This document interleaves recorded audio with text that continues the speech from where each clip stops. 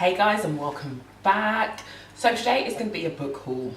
One day something innovative and different will be on this channel, but today is not that day. I have acquired a whole bunch of books, yada yada yada, don't know why, don't know how. I'm going to speak about 15 books, 15 plus books also. That's why it's quite long, but bear with me, get a cup of tea, and yeah, let's talk about some books. I'm actually going to start off with a comic book that I don't have a copy with me because I lent it to my friend, and then show you 4 graphic novels that I was lent by someone on my course. So the first thing that I'm going to speak about is a comic book named Saga.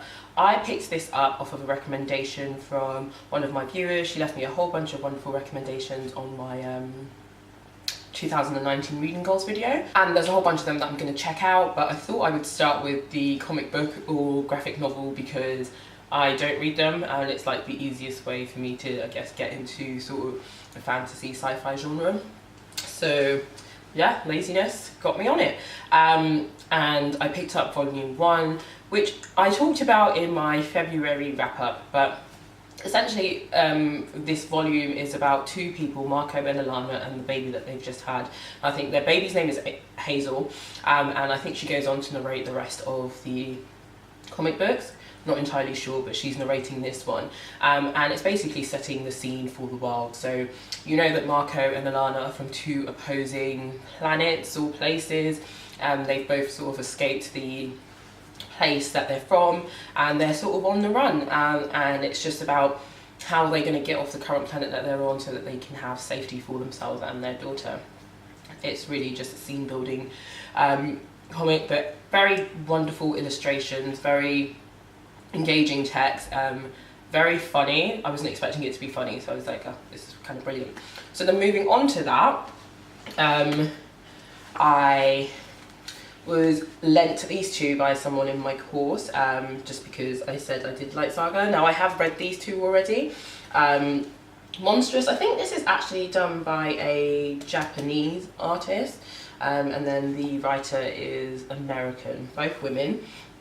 And essentially this is about this main character, Micah Wolf, her little sidekick, this wolf, and this cat. And they are on an adventure because Micah is searching for something to do with her mother, a mask, a piece of herself, all these sort of... She's doing a bit of self-awareness, you know, there's a journey of like existential crisis and what her mum has just basically fucked her up. But what the first volume will do is sort of, again, build that sort of scene. So you're sort of getting in touch, I guess, with all the different characters and the different sides that there are. There are quite a lot of teams, I guess, like breeds of people. So there's like humans, there's another race called the Arcanics, and then I think there's actually Micah's race, which is a breed of those 2. There are the cats, there are the wolves. So you're really just getting to know the characters. In the second volume, however, this is the second volume? No, this is the second volume. This is the first one. So you can just look at the front. In the second volume, it's just, again, another journey. They're delving into a nice little, I guess, forbidden area, and exploring that and trying to get the answers that Mika herself is seeking, and then we have her little sidekick. So what this book does is there are loads of twists and turns. You don't know who's actually on what side, who's secretly working with someone else. It's very engaging, it's funny. My favourite character is definitely this little wolf person because she is adorable. She is adorable. That's so wonderful in this book. There's this total inclusion of cats. I'm going to talk about it more in my wrap-up because obviously this is just, hey, I'm hauling this book. But they include a whole bunch of cats, and there's like a cat with like 6 tails, which probably sounds a bit weird, but it's drawn so nicely.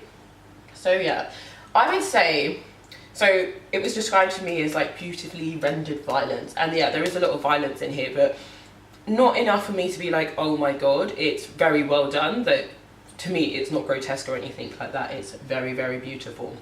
So these are the first 2 graphic novels. The next, I guess, comic book graphic novel that I'm going to speak about is this, Lumberjanes, volume 1. Yes, volume 1, volume 2. I don't know anything about this. I've never heard of it before in my life. I've never heard of Monstress either. But this follows these group of girls who are at like some sort of scout camp, and I think they just go on adventures, and there's a bit of supernatural in there. I'm told there's like some LGBTQ plus representation in there as well. So yeah, I think we're just going to follow these girls and their adventures. I don't know any more than that, but I'm going to start giving this a read very, very soon. So now that that's done with, I'm going to talk about some books that I have purchased, some books that have been given to me, and then a book that was sent to me for review, and then a magazine, or 2 magazines. I'll just start with the magazines now. So this magazine is Womankind, and I actually picked this up in December. I've been looking for it for a while, and then I found it in a supermarket near my sister's. And I think they release it quarterly. The newest edition has come out, I just haven't seen it anywhere, and I kind of just want to buy it rather than get it online. Each month follows a different theme, and they basically, it's a magazine to support women. So I think all the contributors are women. Yeah, all the contributors are women in some way, shape or form. I think this theme, I feel like, I want to say like the theme is like something sci-fi, but it's also to do with insects and bugs. But they do talk about like journeying to Mars, like actually people who were going to go prepare for the journey to Mars. So yeah, I think that was actually the theme. So on the front you can see it says Women Warriors Against Climate, the Chemical of Happiness, Mars Adventure Women. Honestly, I wasn't too blown away by this magazine, but I like the fact that there's probably a magazine that's just a bit more curated and full of, I don't know, more things than just fashion. There are no ads in here, so again, you're not bombarded with ads from like mainstream ads, and it just features like poems, articles from women, loads of different things. There's a lot of astrology stuff in here as well. So I don't know what the next edition is actually about, but if I am able to pick it up, you will see it in a haul. But if you're looking for something different to read, it does contain like stuff to do with mental health as well. Just something different to read, I would recommend picking this up. It is £5, no, it's £6, but honestly, it's released quarterly, so I kind of just think that that's worth it, and it's beautifully illustrated. They pay like all their illustrators and contributors, I think, but at least I know for a fact they take their time to source, you know, female illustrators, and oh, the sun is shining on it.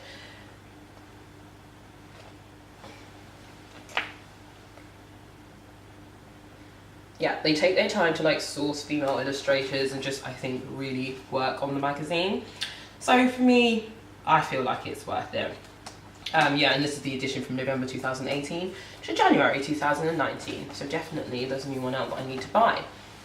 The next one I want to speak about is this. I actually picked this up when I went to the SYP conference in Scotland, which is the Society of Young Publishers. They did a conference and they had a bunch of publishers there, and I think this is a recently new magazine publisher called Marbles, and it's to do with mental health. I haven't read this at all, I just really liked the front cover, and I'm definitely very much interested in mental health, and yeah, the front cover got me. The quote on the front says, "Your doctor can't diagnose you with sexual orientation disturbance anymore, but it's not all rainbows and SSRIs." I don't know what that means, but okay, I'm intrigued to find out. So I'm going to talk about a bunch of books that I'm really excited to read now. The first book that I am going to start reading, and I'm going to start reading this tonight, and I'm really excited because it just came through the post today, is Who Fears Death by Nnedi Okorafor. I've heard so much about her, and obviously, like I said in my reading goals, I want to start reading more like sci-fi books, more books from African writers, and she just fits the bill. She fits the bill covering 2 of my goals. So the back says, a woman wanders the African desert after surviving rape by an enemy general and the annihilation of her village. She hopes to die. Instead, she gives birth to an angry baby with hair and skin the colour of sand and names her Onyesonu, meaning who fears death. Onye is fated for a life of violence, to be an outcast, but she is unusual in ways that go deeper than the tint of her skin. From childhood, she is possessed of remarkable and unique magic. As Onye grows, so do her powers, and with them she comes to know that someone wishes her dead.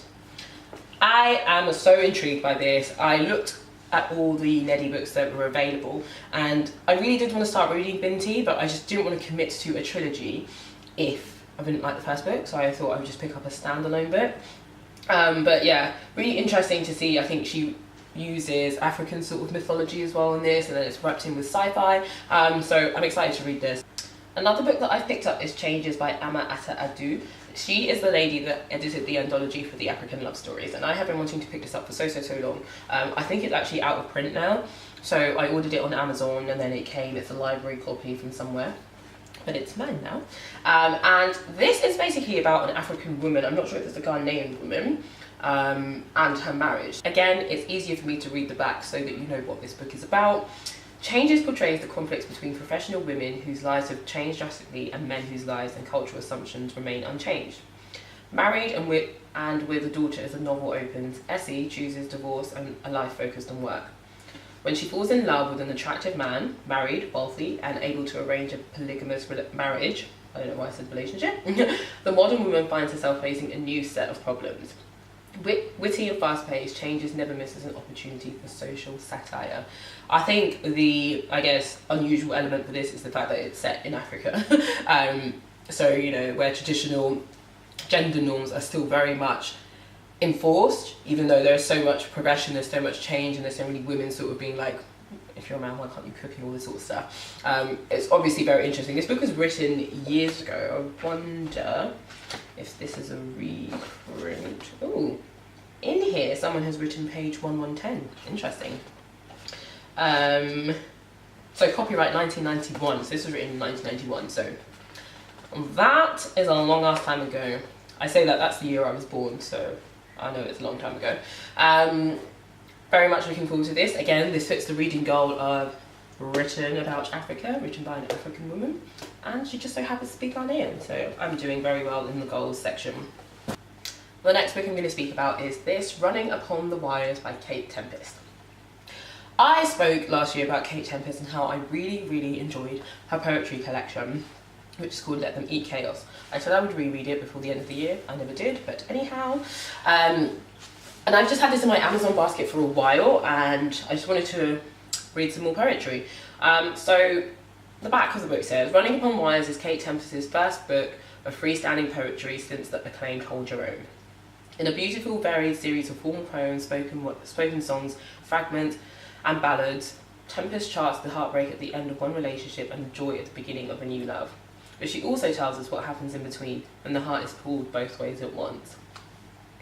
So there's your theme, love, relationships. Just intrigued to read this, and like I said again, I really like reading her poetry. I just don't like so much hearing her poetry, so I thought I would just pick it up because it's been on my list for a long time, and I just also want to start reading a little bit more poetry. The next book I'm going to speak about is this book, which is Steppenwolf. Look at that cover. Absolutely beautiful. So for Valentine's Day, my wonderful boyfriend got me a whole bunch of books. So Steppenwolf, I've never heard of this book before. Just reading about this book, I think it's to do with a case of like identity crisis, really not knowing who you are, animal-like tendencies maybe, or like how you see yourself. I think it's quite a dark read. From what I've seen, it features things to do with drugs, things to do with sex. So yeah, I'm just not sure. I'll just read the first couple of lines. At first sight, Harry Heller seems a respectable, educated man. In reality, he is the Steppenwolf, wild, strange, alienated from society and repulsed by the modern age. But as he is drawn into a series of dreamlike and sometimes savage encounters, accompanied by, amongst others, Mozart, Goethe, and the bewitching Hermione, the misanthropic Heller discovers a higher truth and the possibility of happiness. Forgive my inability to read. Sounds good, looking forward to reading it. The next book he chose for me is Nausea by Jean-Paul Sartre. I think this book is about a man having an existential crisis, which I feel like is just more. Again, not a book I've heard of before, but it says this book chronicles the main character, his name is Antoine, chronicles his struggles with the realization that he is an entirely free agent in a world devoid of meaning, a world in which he must find his own purpose and then take total responsibility for his choices. I love the sound of this book, and after I finish reading Who Fears Death, this is the book I'm picking up because this sounds very good. Might go over my head, but we'll see. The next is a cookbook, very easy for me to speak about this one. The World's Best Spicy Foods. Well, as it says on the cover, it is a book containing recipes of spicy foods from around the world, which I'm very much in love with. I like spicy food. I don't love spicy food, but I can eat spicy food because I was brought up on the spicy food. So I'm very intrigued to try some of the recipes in here. There's also a recipe for jollof rice, which I have just grown up on basically my whole life. Yeah, and this is what I'm looking for. There's a recipe from Ghana, which is for groundnut soup. I'm looking forward to trying some of them. A lot of them contain meats that I don't eat, so I'm probably just going to make the sauces, or they have fish, but I can always do with more cookbooks, so kind of in love with this. Well, the next book is this book, Earth Abides by George R. Stewart. So from what I know about this book, it is a book about basically a plague has wiped out the world, and this one man is basically rebuilding civilization. That sounds so vague. That's what it is. I'm intrigued to read this because it's not a book that I would pick, so I'm curious as to how I will relate to it, if I'll like it or not. But again, part of those reading goals of trying to read outside what I normally read is having to do this, being like, I wouldn't really pick that up, but now I'm going to read it. So I'm looking forward to it. So I have a book here which is probably completely out of character for me, but I was asked if I wanted to review this book, and I said yes, simply because plants, I'm becoming a plant mama, and also because where I live I have a lot of trees around me, and it would be nice to be able to identify those trees. Like, my secret inner geek would love to be like, that's a whatever tree, and know it. And to be honest, the book isn't as boring as I think it might sound to someone like me who doesn't really read sort of nature or any type of nature books. But what it does is obviously go through, this is beach, goes through the different types of trees and tells you about them. But also I've seen, as I've been flicking through it, it's not just obviously these are trees. It goes through, like, I guess, moments in history showing you where people have used, like, I guess, trees. So this is the royal badge of Henry, one of the Henrys, whatever, and it's showing his crown lodge in hawthorn, which I'm assuming is a type of tree. The blossom of the common hawthorn attracts many insects. So, yes, it's a tree. Tree with flowers, how cute. So yeah, it's a book about trees. Y'all know what it is. But genuinely, I'm very intrigued to read it. What is it about Magnolia? Another book that I've purchased is Grey's Anatomy, which I've already spoken about on my channel, so I don't want to talk about it for too long. This is an essay collection on the female body, explored by the author. It's more her chronicling the different sort of issues she's faced over, I guess, the past couple of years in relation to different parts of her body, some which are women specific, and her exploring them. There are other bits in there that are not women specific, so head lice, arseholes, you know, things that they all have. I've never had head lice, to be fair, but you get the point. Again, I've already spoken about this, wasn't really that enthused with the book, so meh. Another book I purchased is this, and I actually purchased this in London, the London Review Bookshop, Between the World and Me by Ta-Nehisi. Can't say that properly. This I've already read and it's absolutely stunning. So he, I think, is a journalist actually, that's his day job, but this is basically a series of letters, or like 2 letters really, to his son, about being a black man in America, what it means to be a black man in America, and sort of the history of how black men have been treated in America, and I guess just the feelings he's trying to sort of, not feelings, I guess the thoughts and I guess hopes he has for his son, and just he recounts some of his childhood, what it was like for him growing up, you know, what his parents were trying to do to protect him, that sort of divide of, you know, I guess if you're a black man in America, you know, are you like the perpetrator, or you the other side where, you know, you just keep your head down and try and avoid being killed. He really does like document how so much hasn't changed. It's just a really heartfelt letter about America, being black in America, and the wish that he has for the future, and what he hopes for his son, and what he sees in his son that he didn't have, and, you know, just those little changes that have occurred. It's absolutely powerful. Like, this is a non-fiction book, and obviously it's got, you know, the personal elements of him writing to his son. But if he wrote a fiction book, I would read it, because the way he weaves words together is amazing, and I'm going to talk more about that in my wrap-up. But yes, a book that I picked up in December that I absolutely was just blown away by. Absolutely brilliant book that I recommend. The next book I'm going to speak about is this book. I have no idea what tricks the sunlight is playing on it, but it is a very gaudy looking cover. This is a book that's sort of loosely based on Sylvia Plath's life, so it was originally written under a pseudonym, Victoria Lucas, yes. And I have read The Bell Jar because I feel like I have, and then I'm reading this and there are bits I recognise and there are other bits I just don't recognise at all. So I just picked this up simply because I liked the cover, but I thought I would just give it another read anyway. And this basically chronicles the protagonist's life, who is called Esther in this book, and she's in New York. She's sort of working, I say like as an intern at a publishing company. She's also with a group of other women. I don't know if this is a thing in America where it was basically they sort of rounded up women and had them do tasks like this because eventually they were going to get married to men anyway, so it was just sort of, yeah, go off and do your fun thing and then whatever. So it details her life there and sort of her issues that she sort of finds when she's there, and then she doesn't get the job that she wants, so ends up moving back home, and I think from there it's just a decline in her mental health. So very like loosely based on Sylvia Plath's own life. It says here, the novel is partially based on Plath's own life and has become a modern classic, celebrated for its darkly funny and razor-sharp portrait of a society which refuses to take a woman's aspirations seriously. I'm halfway through this book. I just stopped reading it, one because it was sort of like a reread for me, and two because it just wasn't that interesting for me. But I'm going to continue to read it and see how it goes. But oh yeah, this was also the other book that I picked up from the London Review Bookshop, and this edition is by Faber, so I don't know if this is just a series of covers they're doing for certain books, but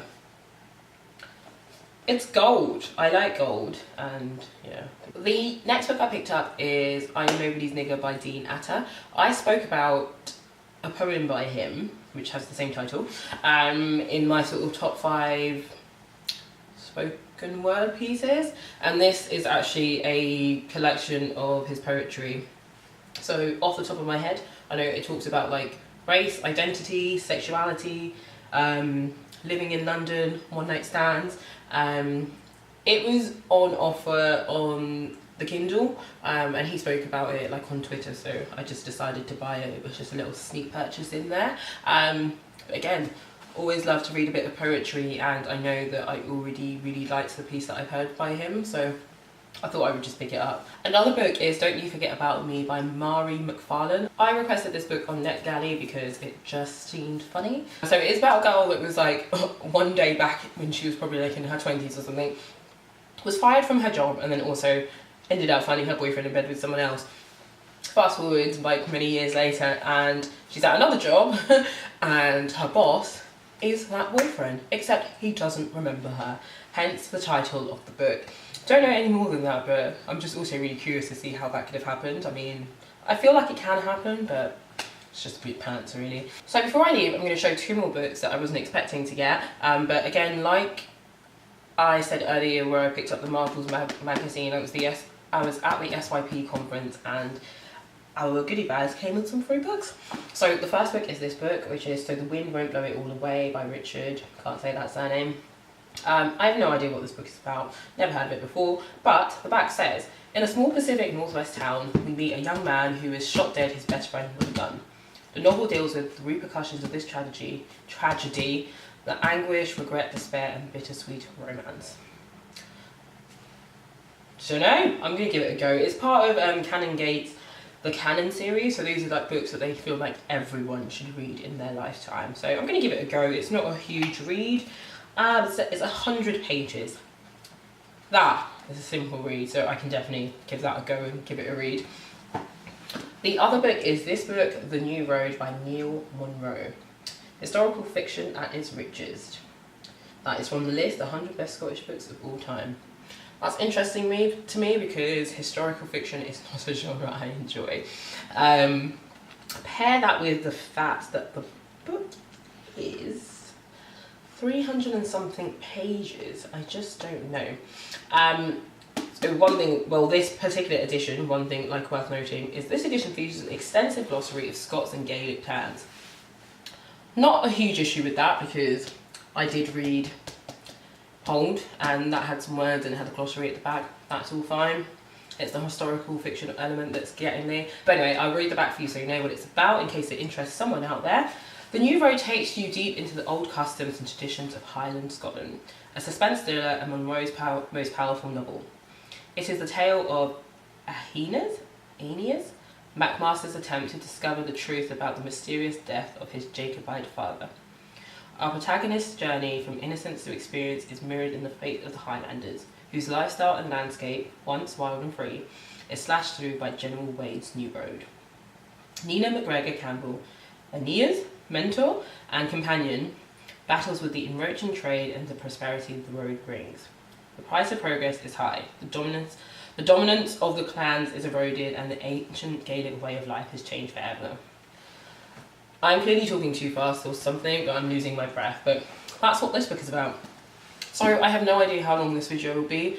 There are a lot of books in here, so please forgive me. So that is all for me. I'm done. I think I said in December that I wasn't buying any books. Maybe it's in January that I wasn't buying any books. It was one of those months. And I don't know why I've even bought any books. The books that were given to me and stuff like that, that's perfectly fine. But I myself, I don't know why I have bought books, because there are books from my last haul that I haven't read. So hopefully there will be no hauls from me for a while. Until then though, I will see you in my next video.